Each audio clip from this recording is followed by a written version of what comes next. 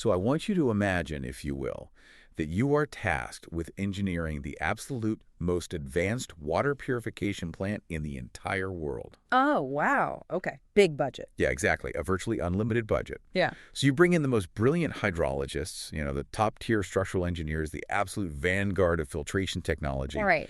and you construct this gleaming multi-billion-dollar facility. I mean, it can turn the murkiest, most pathogen-ridden sludge into water so pure it practically sparkles. Sounds incredible. Right. So the ribbon is cut, the politicians shake hands, the massive turbines are turned on. Yeah. But there is one tiny, rather catastrophic problem. Let me guess. Yeah, in all the excitement of building this architectural marvel, everyone completely forgot to build the pipes. Oh, no. Yeah. There's no municipal distribution network at all. So you have millions of gallons of perfect life-saving water just sitting there in an isolated reservoir, while the people in the town 10 miles away are literally still dying of preventable dehydration. I mean, it's kind of a devastatingly accurate image of our current paradigm, honestly. It really is, isn't it? Yeah, because we pour billions of dollars into the purification plants of our global health infrastructure. We're talking about state-of-the-art research hospitals. Right, the massive medical complexes. Exactly. Hyper-specialized tertiary medical centers, huge pharmaceutical research wings. And these institutions, I mean, they produce absolute miracles. They generate the clean water, so to speak. But without the pipes. Exactly. Without a localized, durable distribution network, that medical advancement basically stays locked behind glass doors in urban centers. Or, it remains accessible only to high-income brackets. Which actually brings us to the overarching framework for our deep dive today. Because if we take that water pipe infrastructure and just sort of zoom into the biological level, the health system operates exactly like your own anatomy. Oh, I like that comparison. Right. Those massive hospitals and specialist centers, they're the heart. They're the major arteries, pumping out medical advancements and complex treatments with incredible force. But the aorta doesn't deliver oxygen directly to a muscle cell. Exactly. Your aorta can't do that. The arteries have to branch off, they get smaller, they adapt to the local tissue environment until they eventually become capillary vessels. Right. And these microscopic, highly permeable capillaries, they weave deep into the interstitial spaces. They are literally the only way the vital oxygen of healthcare actually crosses the barrier and reaches the cells that need it most. Which is exactly what we're looking at today. Yes. Today, we are looking at the capillary vessels of global public health, which are local and community health workers, often abbreviated as LCHWs. Yeah, and that capillary network is the central focus of our source material today, which draws heavily from the Oxford textbook of global public health. The definitive text. It really is. And the mission of this discussion is to entirely deconstruct this network. We are going to examine the recruitment, the competency-based training, the systemic integration, and, frankly, the really fragile sustainability of local health worker programs across the globe. So we're not just, reading off a list of what these people do. No, not at all. We are going to explore the underlying mechanisms of how we ensure they're equipped to intervene safely and effectively in what are often highly volatile environments. And I want to set the terms of engagement right up front for you, the listener. We are building a conceptual framework today. A really vital one. Exactly. We are tracing the path from risk to exposure to outcome to intervention and finally to system impact. So whether you are a medical student prepping for your boards, a public health trainee mapping out systems thinking, or maybe a junior doctor wondering why your patients continually fail to follow their discharge instructions. Which happens a lot. So much. Or even if you're just someone who is insanely curious about how the world works, this framework is designed to completely change how you view healthcare delivery. But to understand the absolute necessity of these capillary vessels, we first really have to look at the immense pressure currently building up in the main arteries of global health. Right, the macro crisis. Yeah, the macro crisis. Yeah. If we connect this to the broader epidemiological picture, global demographics are shifting in a way that our 20th century health systems were fundamentally just not designed to absorb. Okay, let's unpack that a bit. Right. Because we constantly hear the phrase aging populations thrown around in the Yeah, news, right? definitely, yeah. But what does that actually mean for the day-to-day plumbing of a national health system? I mean, isn't people living longer a sign that the system is actually working? Well, yes, it is a sign of immense historical success, for sure. but it introduces a devastating new variable into the equation. Which is, The data clearly shows life expectancy at birth has increased substantially over the past 40 years. We are successfully preventing premature deaths. which is great. It is great.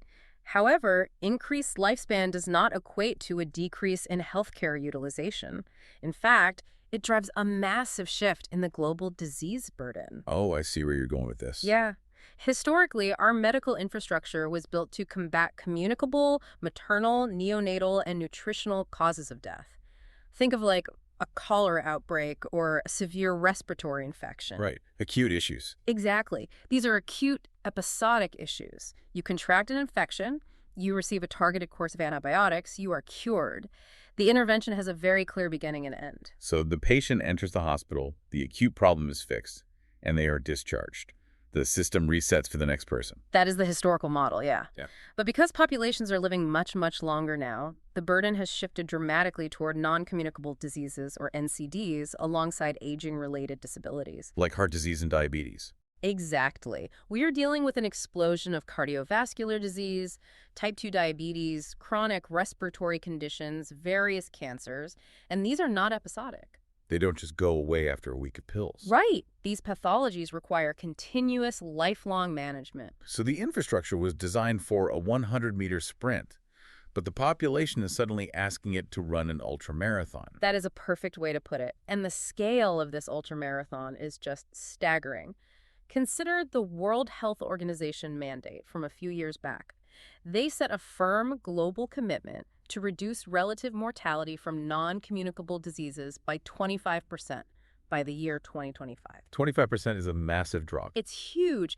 And think about the granular day-to-day interventions required to actually move that needle at a population level. I mean, you cannot simply mass distribute a vaccine for hypertension. Man, I wish we could. Right, but you can't. You have to actively enforce tobacco control in rural villages. You have to alter population-level salt consumption. Which means changing how people cook. Exactly. You have to modify ingrained cultural diets, promote physical activity, manage harmful alcohol dependencies, and somehow ensure uninterrupted access to essential maintenance drugs for individuals at high risk of cardiovascular events over decades. And a highly specialized cardiac surgeon sitting in a tertiary hospital in the capital city, I mean, they have absolutely no mechanism to monitor the daily salt intake of a farmer living 400 miles away in a rural province. They don't. They completely lack that reach. And honestly, even if we could somehow establish that direct line of communication, we simply lack the sheer volume of cardiac surgeons required. We barely have enough for the acute surgeries. Right. We lack the general practitioners. We lack the clinical nurses. Because running parallel to this rising chronic disease burden is a profound global crisis in the health workforce itself. Oh, right. The shortages. Severe raw shortages. And the source text emphasizes wildly inappropriate distribution of key professionals, meaning the talent pools inevitably cluster in wealthy urban epicenters. Plus, we have weak administrative management of the workforce we do actually have. So there's this massive vacuum of professional care. And that vacuum is the primary obstacle to achieving any international health goals right now. Which introduces a concept that I find brilliant, but also, highly controversial within medical circles. You're talking about task shifting. Task shifting, yes. It is arguably one of the most critical health policy frameworks of our era. Can you break down the theory of it? The concept is straightforward in theory, yeah.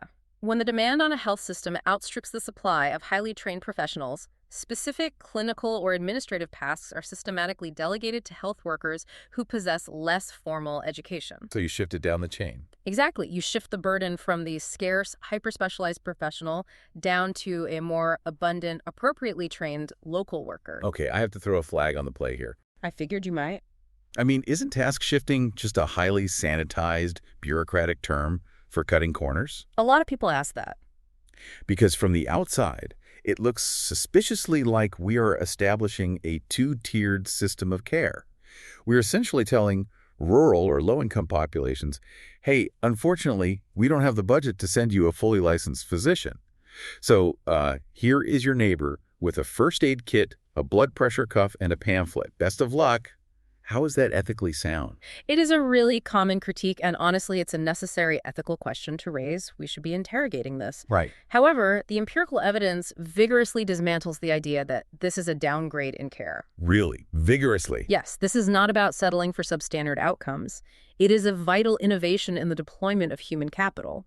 If we examine the peer-reviewed data cited in the text, looking at outcomes in low- and middle-income countries, it demonstrates that task shifting can be just as clinically effective as professional care. I find that hard to swallow. Yes. Just as effective. How does a layperson with, a few weeks of training match the clinical outcomes of someone who literally spent a decade in medical school? Because the key is that we are talking about specific, highly defined tasks. Okay.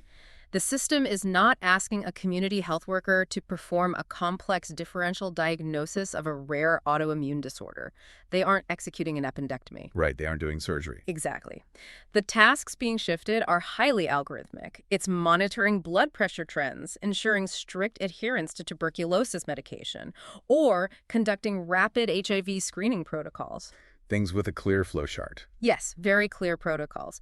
And the data actually goes a step further. In many instances, the care provided by a local worker actually yields superior overall public health outcomes compared to professional care. Superior outcomes. Okay. Okay, walk me through the mechanism of how that is actually physically possible. It comes right back to that conceptual framework you mentioned earlier: risk, exposure, and intervention. Right. So a board-certified physician might be perfectly capable of prescribing an incredibly sophisticated antiretroviral protocol for an HIV-positive patient. Sure.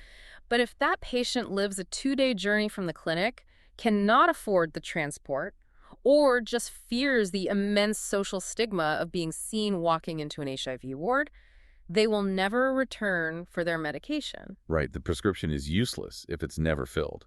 The clinical outcome is absolute zero.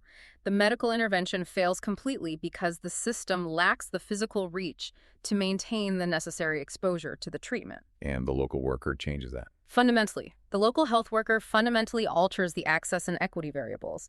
They ensure the intervention actually penetrates the target population. Because they bring it to their door. Exactly. It is an exercise in resource optimization. Look, having a physician with 12 years of advanced training spend 6 hours a day taking routine blood pressure readings is a catastrophic misallocation of scarce systemic resources. That makes total sense. Task shifting liberates that professional tier to concentrate exclusively on complex, acute morbidities that actually require their advanced diagnostic capabilities. Okay, that reframes it completely for me. It is an optimization equation. Exactly. We are carefully matching the biological complexity of the task to the appropriate level of systemic training. And that maximizes the total volume of healthcare the overall system can deliver. And that is the exact paradigm shift the text advocates. Relying on non-professional health workers is no longer viewed as this temporary stopgap measure for impoverished nations. It is now recognized as a foundational asset for implementing sustainable health interventions globally for the next century. So we have established the macro pressure. We understand the why behind task shifting, basically managing the tsunami of chronic diseases amid a critical shortage of doctors. Right. So the next logical step in our framework is identifying the specific actors. Who exactly are these capillary vessels? The definitions are remarkably broad, yet they are highly specific in their social parameters. What do you mean by that? Well, the World Health Organization established a defining framework a few decades back, which they've refined, and it remains the gold standard. They define community health workers as individuals with limited formal education who undergo short-term training to carry out restricted aspects of healthcare services. Okay, but limited formal education and short-term training, that leaves a massive amount of room for interpretation, doesn't it? It does, clinically speaking, but the true defining characteristic is not their clinical pedigree, it's their socio-cultural relationship to the target demographic. Oh, okay. The WHO explicitly mandates that these workers must be members of the communities in which they operate. They have to be locals. Exactly. They must be selected by that community, answerable to the social structures of that community, and supported by the formal health system, even if they remain outside its formal bureaucratic organization. Right. Their embeddedness is their primary clinical asset. The localized execution of this universal concept is honestly fascinating, because depending on where you look on a map, the terminology shifts entirely. It really does. Like in Thailand, they operate as village health volunteers. In China, they evolved from the historic barefoot doctors. Yes. In the United States, particularly within Hispanic communities, they are promoters de salud, or community health advisors. In Bangladesh, you will hear them referred to as Shasthio Sebika. It's incredible diversity. Yeah, the nomenclature adapts, but the core function serving as the bridge between institutional medicine and grassroots reality, that is remarkably consistent everywhere. And the sheer scale of this shadow workforce is something most people fail to grasp. Oh, the numbers are wild. We are not discussing fringe pilot programs here or niche NGO initiatives. This is a massive, highly integrated global infrastructure. Give some scale. Well, looking at global health statistics, China alone utilizes over 1 million local and community health workers. A million. Over 1 million. Thailand, which is a nation with a population of approximately 65 million people, deploys an estimated 1 million village health volunteers. Okay, stop and think about the density of that coverage for a second. It's dense. 1 million volunteers for 65 million citizens. That means roughly 1 in every 65 people you pass on the street in Thailand is a trained health volunteer. Right. That completely rewrites the concept of health surveillance. It creates an almost impenetrable net of early detection. And it's everywhere. India and Bangladesh each manage forces of around 50,000 workers. Ethiopia deployed 25,000 highly structured health extension workers. And this isn't just in developing nations. Not at all. This is vital to note. This is not exclusively a strategy for low-income nations. The United States Centers for Disease Control and Prevention actively monitors a database of over 10,000 community health workers spread across more than 200 distinct programs. Wow. Here is a dynamic that really stands out to me. Earlier, we discussed the crisis of workforce distribution. Basically, the tendency for highly trained doctors and nurses to migrate. The brain drain. Exactly. They experience the pull factors of urban centers. They move from rural provinces to capital cities, or they emigrate from low-income countries to high-income countries in search of better pay and better resources. Which is completely understandable on a personal level. Totally understandable. But it creates a devastating brain drain that leaves vulnerable populations stranded without care. And you are identifying one of the greatest structural advantages of the LCHW model right there. How so? Because when you analyze the epidemiological deployment, you see a complete circumvention of the external brain drain phenomenon. Because you can't drain someone who is already anchored to the soil. Exactly. The geographical and cultural retention is near absolute. You do not have to offer massive financial incentives to convince a worker to relocate to a remote, underserved rural area. Because they already live there. Yes. Their extended families are there. Their social capital is invested in that specific geography. They are rooted in the exact environments that formal, top-down health systems historically struggle to penetrate. So they act as the ultimate go-betweens. Precisely. This positions them as the ultimate intermediaries. They sit at the exact intersection of clinical intent and community trust. Converting clinical intent into community trust. I mean, that is the entire ball game right there. It really is. Because the Ministry of Health can design the most statistically perfect public health intervention, backed by millions of dollars of research. But if the local population fundamentally distrusts the messenger, the intervention's efficacy just drops to zero. And institutional distrust is incredibly common. It usually stems from a stark socioeconomic or cultural divide between the highly educated urban medical professionals and the marginalized populations they are attempting to treat. They just don't speak the same language, figuratively or literally. Right. But the community health worker neutralizes that friction completely. They speak the regional dialect fluently. They intimately understand the local superstitions, the traditional power dynamics, and the daily economic rhythms of the village. They are known entities. Yes, they are inherently accessible and acceptable to the people they serve. Which naturally brings us to the operational phase of our framework. What they actually do on the ground. Right. We know who they are. We know they possess unparalleled community access. But what actually happens when the capillary touches the cell? What are the day-to-day mechanisms of their work? Well, the roles are inherently chameleon-like. They adapt to the specific voids in the local health landscape. So it changes depending on the need. Exactly.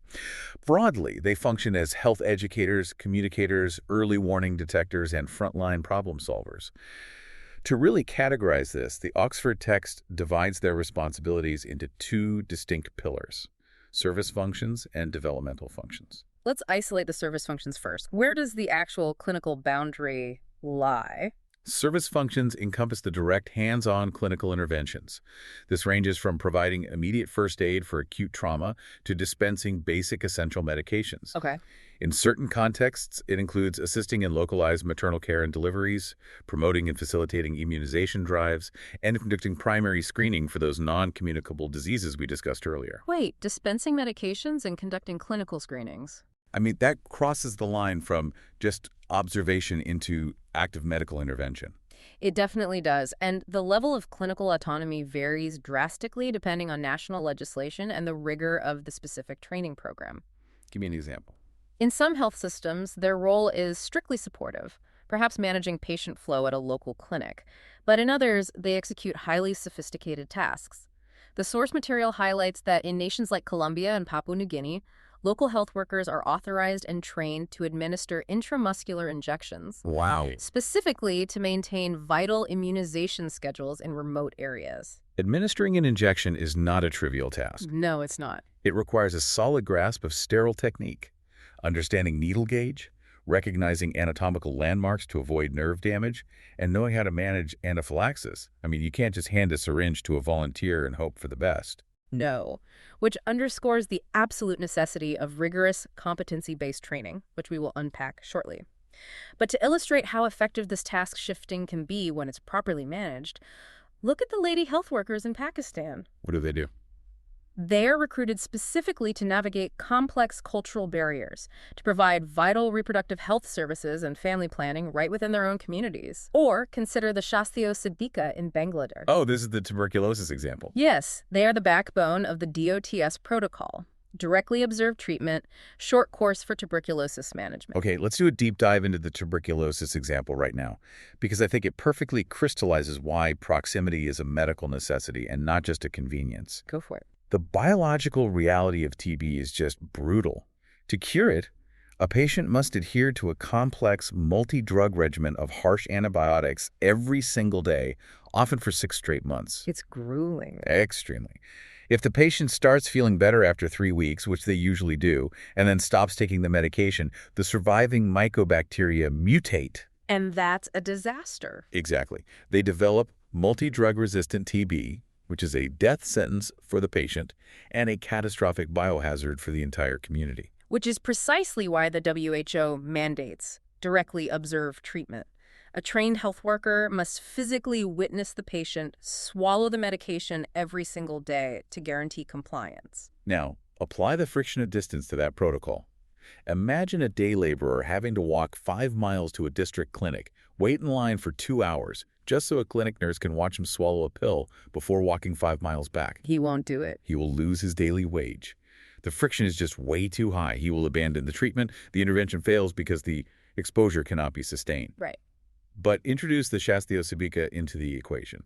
She is his neighbor. She literally walks over to his home while he is preparing for his day, hands him the medication, physically verifies he has swallowed it, asks about any side effects, and perhaps discusses local news with his family. The friction is completely eliminated. Completely. The logistical friction is gone. The physical proximity of the LCHW is the only mechanism that makes that clinical intervention viable. You have perfectly mapped the conceptual framework there.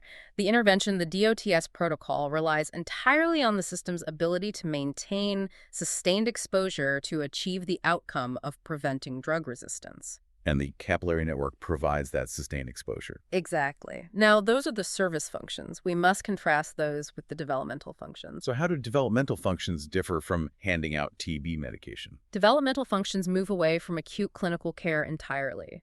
They focus on systemic community mobilization and advocacy. Like what? The LTHW acts as a catalyst for environmental and behavioral change. They organize communities to improve local sanitation infrastructure, promote personal hygiene practices, and advocate for broader structural needs. Oh, okay. They basically transition from being medical providers to community organizers. It sounds like the difference between pulling people out of a rushing river versus actually walking upstream to figure out who is throwing them in. That's a vital distinction, yes. Huh. The research notes that LCHWs are not merely low-cost service providers. They are the physical embodiment of the key principles of primary healthcare. Because they look at the whole picture. Right. They champion equity. They force intersectoral collaboration like connecting the health sector with education and agriculture, and they demand community involvement in health planning. And the balance between these service and developmental functions is highly fluid. It's dictated by the immediate environment. How does that balance shift in practice, though? Well, think about it. If a community has robust infrastructure, say a well-staffed, easily accessible regional clinic right down the road, the community does not need a volunteer to dispense basic analgesics or dress minor wounds. The clinic can handle that? Exactly. The service function shrinks. However, the developmental function, the deep community education, the nutritional advocacy, the behavioral organizing, that remains absolutely crucial regardless of the local infrastructure. That loops perfectly back to the rise of non-communicable diseases. Yes, it does. Think about the psychology of behavioral change for a second. If an exhausted doctor in a white coat glances at her watch and delivers a sterile 5-minute lecture about reducing dietary sodium and losing weight, and then just hands you a photocopied pamphlet, it feels adversarial. Oh, entirely. It feels like a reprimand from an authority figure who has absolutely no idea what your daily life is actually like. And no one responds well to that. Exactly. Yeah. But suppose you're a local health worker, a woman who shops at the exact same market you do, who knows exactly how expensive fresh produce is right now, who understands the cultural significance of the food you cook. Suppose she sits in your kitchen and brainstorms realistic ways to adjust your family's recipes. It changes the dynamic completely. It transforms a clinical lecture into a collaborative, neighborly conversation. From a purely psychological standpoint, the patient's defensive barriers are lowered. Because human cognitive behavior strongly suggests we are significantly more receptive to adopting difficult lifestyle modifications when they are modeled and validated by our immediate peers rather than dictated by distant authorities. We trust our neighbor? We do. But acknowledging this profound influence brings us to a perilous juncture in our framework. Uh-oh. The catch. The catch. You cannot simply identify a trusted village elder, hand them a stethoscope and a mandate to change local diets, and just hope for the best. Right, because good intentions and a friendly demeanor do not prevent sepsis. Absolutely do not. If we are task-shifting genuine clinical responsibilities to lay people, we must relentlessly interrogate how they are trained. Okay, let's talk about training. The traditional models of education fail completely here. The text demands a fundamental architectural shift toward competency-based training. Let's explore the architecture of that training. For those outside the educational sector, what is the core philosophical difference between traditional education and competency-based training? Okay, so traditional education is deeply focused on the inputs. How many total hours did the students sit in a lecture hall? Did they read all the required chapters? It is highly trainer-oriented and flows top-down. Like standard school. Exactly. Competency-based training aggressively discards the input metrics and focuses entirely on the practical outcome. The WHO provided a rigorous definition a while back. Competency is the acquisition of sufficient knowledge, psychomotor skills, communication, and decision-making attitudes to enable the performance of specific tasks to a strictly defined level of proficiency. Think of it like the difference between studying culinary arts from a textbook versus running a chaotic restaurant kitchen. Oh, I love that. Right. If I memorize a book on the chemical reactions of yeast and flour, I possess the traditional knowledge inputs. I could probably pass a written exam on baking. But if you drop me into a real kitchen during a dinner rush, I will likely burn the food and injure myself. Very likely. Competency means I can actually produce an edible loaf of bread safely and consistently, regardless of whether it took me 2 weeks or 2 years to master the skill. Exactly. When we deploy an LCHW, we do not care if they can flawlessly recite the anatomical structures of the arm. We need absolute certainty that they can safely draw a vaccine, select the correct site, and administer the injection without causing infection. That analogy captures the essence of it perfectly.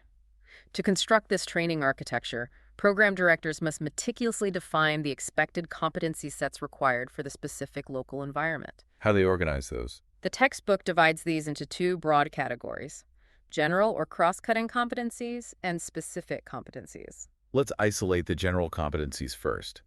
What makes up the foundational bedrock of an effective local health worker? These are the intrinsic skills required to be a functional change agent, independent of any specific disease pathology.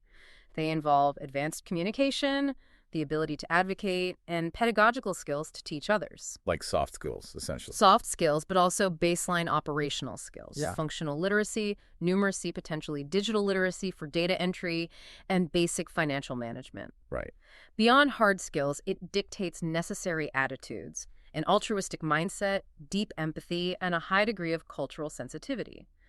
The text heavily references Burns, who proposed a definitive list of 7 generic competencies for these workers. Okay, walk us through Burns' 7 competencies. Let's see what is actually required to do this job. Sure. Burns identified the following 7 areas. First, knowing how to learn. Yep. Second, fundamental reading, writing, and computational skills.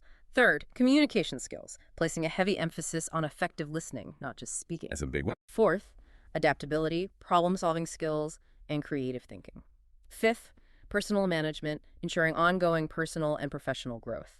Sixth, group-related competencies, focusing on teamwork, negotiation, and conflict resolution. And seventh, leadership and organizational effectiveness skills. I want to zero in on the very first one on that list. Knowing how to learn. It's crucial. It strikes me as literally the most vital survival skill in modern medicine, because the public health landscape is incredibly volatile. Constantly shifting. Right. Treatment protocols for malaria evolve as resistance patterns change. Entirely novel pathogens emerge without warning. If a training program merely forces a worker to memorize a static list of facts, that worker becomes clinically obsolete the moment the protocol changes. Precisely. But if you teach them the methodology of acquiring, filtering, and applying new information, you have engineered a worker who remains resilient and effective indefinitely. You are identifying the mechanism of systemic resilience right there, which leads seamlessly into the specific competencies. The second bucket. Right. These are the applied, discipline-specific skills. The worker requires a functional understanding of basic epidemiology, how diseases move through population. They need knowledge of common local infections, dental hygiene, mental health indicators. Depending on where they are. Exactly. Depending on the national mandate, they may require deep specialized training in maternal and child health, rapid HIV screening protocols, or the long-term management of non-communicable diseases. And the WHO Southeast Asia framework organizes these specific skills quite elegantly into 3 operational buckets, right? Basic medical care, health promotion, and disease prevention. Yes, it provides a very clear operational mandate. For basic medical care, the competencies involve conducting a structured patient interview, observing clinical signs, interpreting simple diagnostic tests like a rapid malaria smear, And knowing when to call for help. crucially, recognizing the red flags that require immediate emergency referral to a formal hospital. What about the other 2 buckets? For health promotion, it involves targeted counseling and accurately assessing child growth metrics to spot early malnutrition. For disease prevention, it demands psychomotor skills like cold chain management for vaccines and the analytical capacity to detect emerging community threats, whether that is a cluster of unusual fevers or rising rates of domestic violence. When you aggregate all of that, the leadership, the clinical screening, the cold chain logistics, the community organizing, it is an overwhelming remit. It's a huge job. It really sounds like we are asking a village volunteer to possess the combined skill sets of a physician, a social worker, and a diplomat. The magnitude of the role is exactly why the text emphasizes the pedagogical concept of transformative learning. The ultimate objective of the training period is not rote memorization. No multiple choice test. No. The goal is not to treat the trainee's brain as a hard drive to be filled with medical data. The objective is to fundamentally alter the trainee's worldview and cognitive approach, transforming them from a passive community member into an active, analytical change agent. Okay, so we have drafted the architectural plans. We know the specific competencies our capillary network requires to function. The next massive hurdle is the actual construction. Building the network. Right. How do we build this? What is the operational blueprint for taking a willing layperson and executing that transformative learning? Well, the text provides a comprehensive 6-step blueprint for designing and executing an effective training program. Let's break down the execution. How do we initiate this? The foundation is step 1, recruitment and needs assessment. As we established, the individual must be tethered to the community. However, the system must also screen for baseline entry criteria. Like the literacy we mentioned. Right. You may need to assess basic literacy and numeracy simply because a short-term medical training program does not have the bandwidth to simultaneously teach someone how to read. But the primary metric you are screening for is not intellect, it is willingness. I find that fascinating. How do you scientifically screen for willingness or altruism? I mean, anyone can sit in an interview and claim they want to help people. Yeah, they can. which is why it requires a decentralized recruitment strategy. You cannot rely on a standard written application. You conduct deep community interviews With the neighbors. with the neighbors, village elders, local leaders, and representatives from the nearest health center. They rigorously vet the candidate's historical behavior. Looking for ulterior motives. Exactly.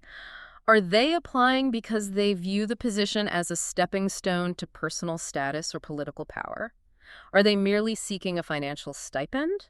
Or do they possess a documented history of public altruism? And once you find the right person. Once the right individual is recruited, the program assesses their existing knowledge base to identify the exact delta, the training gap that must be closed. Which brings us to curriculum design. Step 2. The text uses a great analogy, comparing the curriculum to a map that guides a traveler through unfamiliar terrain. It's a good analogy. A map that must be simultaneously standardized for safety, yet highly localized for relevance. How does that work in practice? Well, a Ministry of Health might dictate a national baseline curriculum, but it must possess the flexibility to absorb local realities. The U.S. Rural Assistance Center Toolkit is highlighted as a prime example of this nuanced customization. What do they do differently? Their modules do not just cover basic disease prevention. They delve into highly complex interpersonal skills.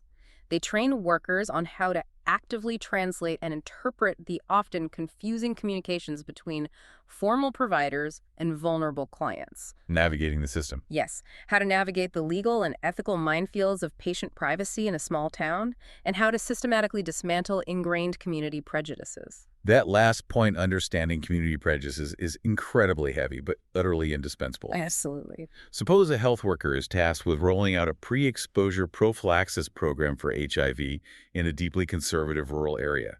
If the curriculum does not equip them to navigate the specific religious or social stigmas unique to that single village, the clinical knowledge of the drug is useless. They will be completely stonewalled. Right.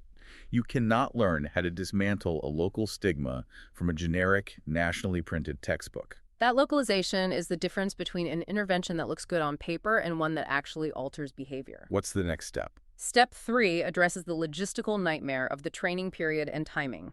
This is broadly bifurcated into pre-service training, the intensive preparation before they ever touch a patient, and in-service training, which encompasses continuous refresher courses and vital updates for newly identified tasks. And the timeline for this pre-service training is wildly inconsistent globally, isn't it? Very much so.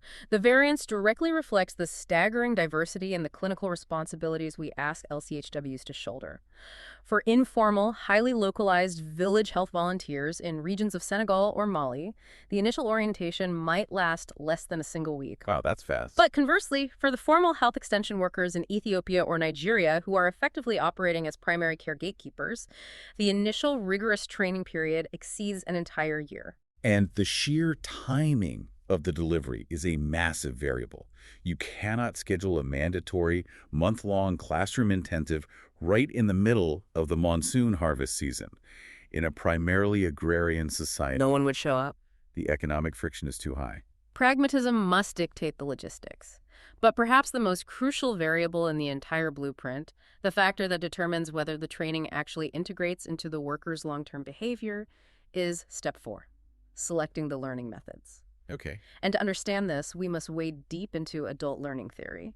Enter Malcolm Knowles, the pioneer of adult education pedagogy. Yes, Knowles' frameworks are indispensable here.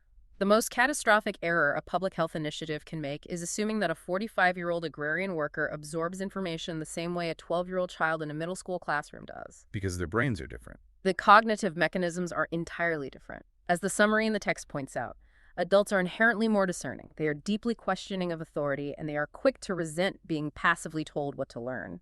Okay, let me push back on the necessity of this theory for a second. Sure. Why does the pedagogical delivery matter so much? Human anatomy is human anatomy. The biological vector of a mosquito does not change based on the age of the student. Why do we need to completely upend our teaching style just because the student is older? Because the acquisition of knowledge relies on how the brain integrates new data into existing cognitive frameworks. Okay. A child is, relatively speaking, a blank slate. They accept didactic instruction because they lack a vast reservoir of prior experience. An adult, however, possesses decades of lived experience. Oh, I see. Knowles identified 5 immutable principles of adult learners that dictate how training must be structured. Let's dissect those 5 principles. What are they? First, adults possess an independent self-concept. They view themselves as self-directed, autonomous agents. Second, they bring a massive, complex lifetime of experience and empirical knowledge into any learning environment. They aren't empty vessels waiting to be filled by a professor. Exactly the opposite. If an urban medical student stands at the front of a village hall and lectures a group of 50-year-old respected community elders as if they know nothing about health or human behavior, it generates immediate defensive resentment. I would resent that too. Exactly. Their prior lived knowledge must be explicitly acknowledged and utilized as a foundation. Third, adults are highly goal-oriented. They will quickly discard information that does not relate directly to their immediate social or professional roles. So it has to be relevant today. Yes. Fourth, they are problem-oriented. They do not care about abstract theory. They demand immediate, practical applications. And fifth, they are driven by internal motivation and a deep need to be respected as peers in the learning process. Consider a practical scenario to ground this. Suppose I am tasked with training a group of adult volunteers to manage a sudden cholera outbreak in their district. If I adhere to traditional education models, I might start with a 2-hour slide presentation on the biological taxonomy and cellular structure of the cholera bacteria. And within 10 minutes, you will have lost their attention and likely their respect. Right. Didactic, passive, classroom-style lecturing fails completely in this context. It does not engage their problem-solving orientation, and crucially, it does not build the actual psychomotor skills required for public health competency. So how do I apply Knowles' principles to that exact cholera training? You make the training aggressively experiential. You abandon the taxonomy lecture entirely. Just skip the slide. Skip the slides. Instead, you present them with a visceral, recognizable scenario. It is 2:00 a.m. 3 young children in the northern sector of your village have just developed severe watery diarrhea and are becoming lethargic. You have a basic supply kit. What is your immediate first step? Oh, that makes it real. You utilize action learning. You force them to learn by employing collaborative project-based problem solving. You position the adult learner not as a subordinate student, but as an equal peer collaborating to neutralize a threat to their community. That approach instantly validates their autonomy, and it taps into their internal motivation to protect their neighbors. It is brilliant. It's highly effective. So let's assume we have successfully navigated this blueprint. We recruited the right individuals, customized our curriculum to bypass local stigmas, scheduled around the harvest, and utilized experiential adult learning theory to build genuine competency. A perfect launch. We officially deploy our new LCHWs into the field. The ribbon is cut. Are we finished? Is the capillary network fully operational and self-sustaining? Absolutely not. And that assumption is the graveyard of countless well-funded health initiatives. Like free period. Yes, a capillary that is suddenly detached from the circulatory system quickly necrotizes and dies. It requires continuous, uninterrupted systemic flow. This brings us to the critical final phases, steps 5 and 6 of the blueprint.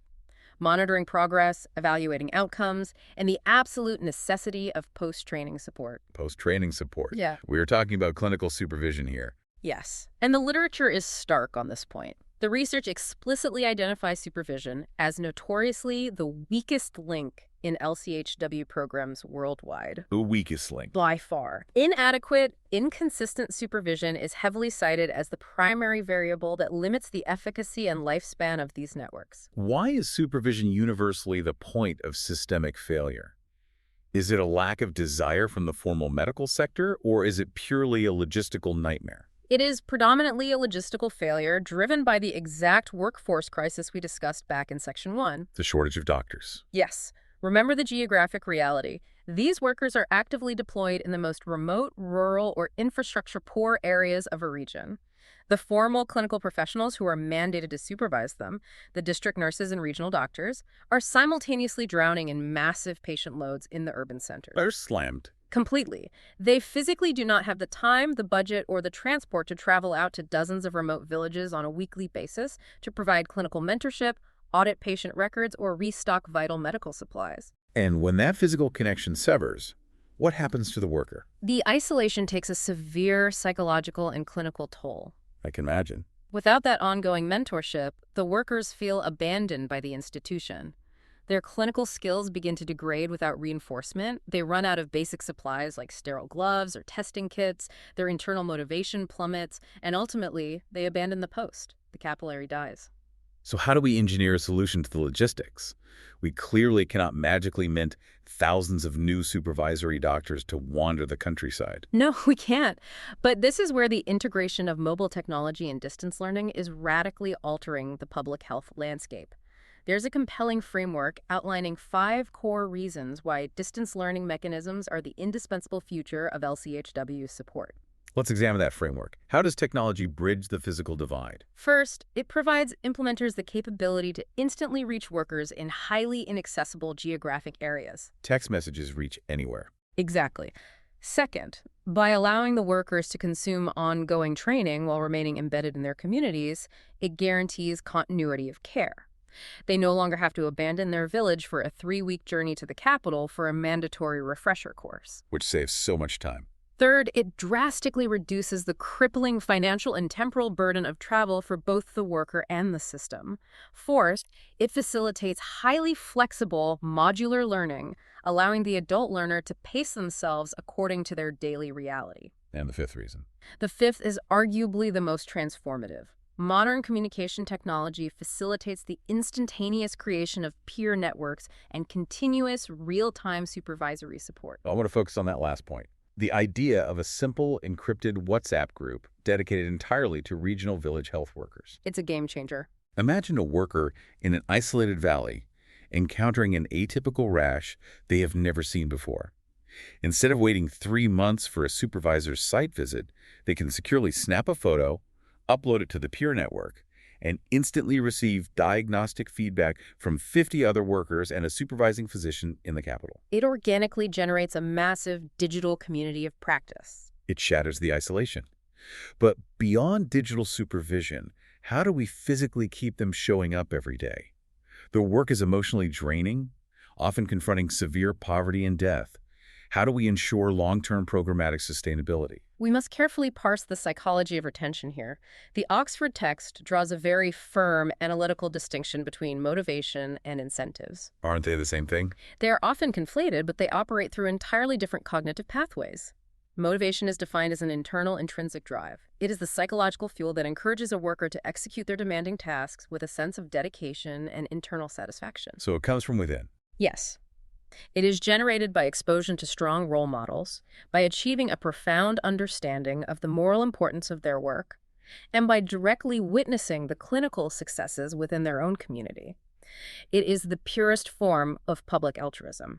It is the deeply personal satisfaction of watching a child whom you personally immunized against measles 3 years ago start their first day of school perfectly healthy. Beautifully said. That is the internal motivation. That is the internal engine. Incentives, however, are external systemic forces designed to drive the worker to operate more efficiently or remain in the system longer. Like giving pay? Like getting paid. These incentives can be tangible and physical, such as direct financial salaries, monthly stipends, or comprehensive family health benefits. Or they can be non-financial, such as formal social recognition ceremonies, priority access to continuing education, or the establishment of a clear bureaucratic career pathway that allows a volunteer to eventually transition into the formal, paid health sector. And I imagine the required ratio of internal motivation to external incentives shifts dramatically depending on the specific architectural design of the program. Absolutely it does. The incentive structure must match the programmatic demands. If a system is reliant on informal volunteers, such as the village health volunteers in Thailand, who may only dedicate a few hours a week to advocacy and basic screening, the system leans heavily on their internal motivation. And maybe some non-financial incentives. Right, supplemented by powerful non-financial incentive like profound social respect and elevated status within the village hierarchy. But you cannot pay a full-time professional in respect. You cannot pay rent with respect. If a nation utilizes a formal, highly trained cadre of workers, like the health extension workers in Ethiopia, who undergo over a year of rigorous clinical training and operate as full-time primary care providers, the system must recognize them as formal labor. They need a paycheck. They require adequate, reliable financial compensation for the network to remain sustainable. If a Ministry of Health attempts to run a full-time clinical network purely on the fumes of altruism, those workers will inevitably leave to find employment that can feed their own families, and the entire capillary network will predictably collapse. When I pull all of these disparate threads together into a single conceptual framework, the undeniable conclusion is that global public health succeeds primarily when complex medical knowledge is allowed to travel locally. That's the core truth. We possess the resources to engineer the most technologically staggering, multi-billion-dollar medical fortresses in human history. But if we fail to build and maintain the community intermediaries, the fragile capillary network, the overarching system fails to deliver on its primary mandate. It fails completely. We must systematically select the right individuals based on community trust. We must entirely overhaul our training protocols to align with adult experiential learning so they actually internalize the clinical skills. And crucially, the Central Medical Authority must relentlessly pump resources outward in the form of digital supervision, peer networking, and a highly calibrated mix of psychological motivation and financial incentives. You have synthesized the core argument of the text perfectly. The institutional health system must prioritize, protect, and nourish its decentralized capillary network with the exact same rigor and funding it applies to protecting its vital organs. As we prepare to close this deep dive, I want to leave you, our listener, with a lingering, somewhat provocative systemic question to analyze on your own. Oh, I'm ready. We have spent the last hour meticulously detailing how task shifting and deeply embedded community care have proven staggeringly effective at managing incredibly complex health interventions in low-resource environments.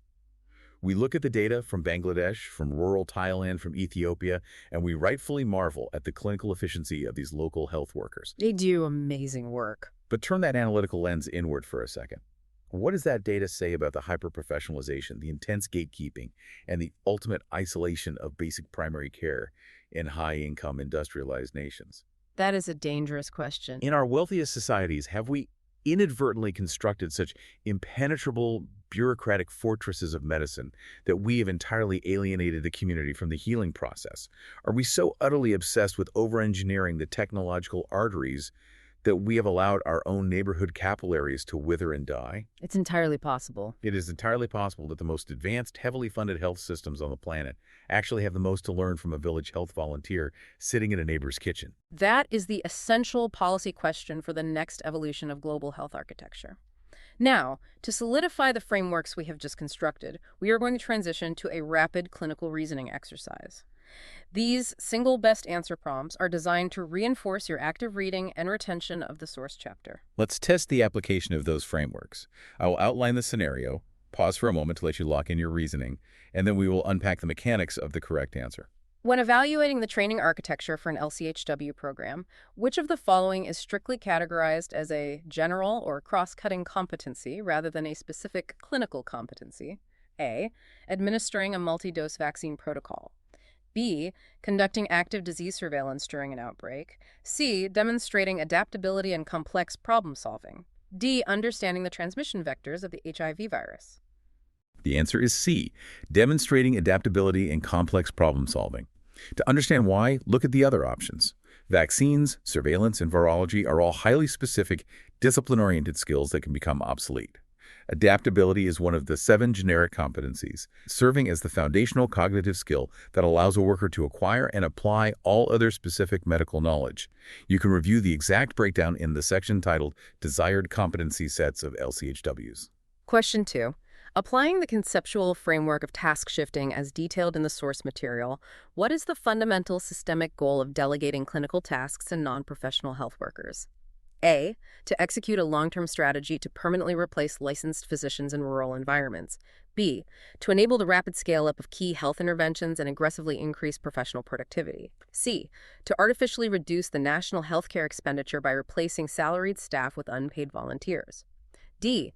To justify increasing the duration and cost of traditional medical school. The answer is B. Task shifting is an optimization of human capital, designed to enable rapid scale-up and increase professional productivity. It is vital to recognize that task shifting is not a cynical budget-cutting measure, nor is it designed to replace physicians. It is designed to liberate physicians so they can focus on complex pathologies, thereby maximizing the entire system's output. Reference the section. Roles and responsibilities of LCHWs. Question 3. Based on Malcolm Knowles' pedagogical principles, which of the following instructional approaches is universally recognized as the least effective method when training adult LCHWs? A. Problem-based learning utilizing local scenarios. B. Didactic, passive lecture-based teaching. C. Experiential learning requiring physical task execution. D. Collaborative, peer-based learning modules. The answer is B, didactic, lecture-based teaching. The reasoning is rooted in cognitive psychology. Adults possess an independent self-concept and a vast reservoir of prior experience. Passive lecturing ignores this experience, fails to build psychomotor competency, and frequently generates defensive resentment. Adult learning must be problem-oriented and experiential.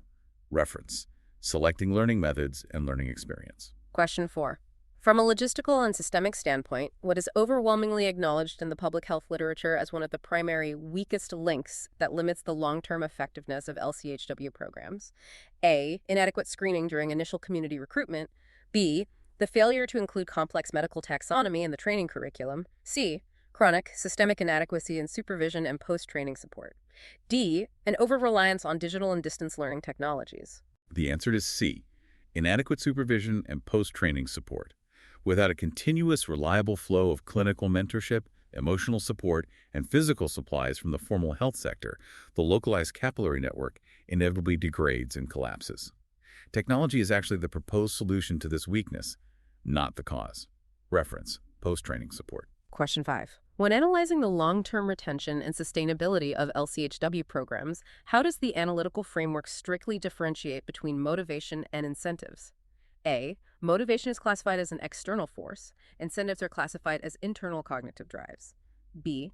Motivation is an internal, intrinsic drive, such as public altruism. Incentives are external, systemic forces, such as financial compensation or social recognition. C. There is no functional difference. The terms are synonymous in health policy. D. Motivation is a concept applied exclusively to licensed professionals, while incentives are applied exclusively to lay volunteers. The answer is B. Motivation is the internal psychological engine, while incentives are the external systemic rewards.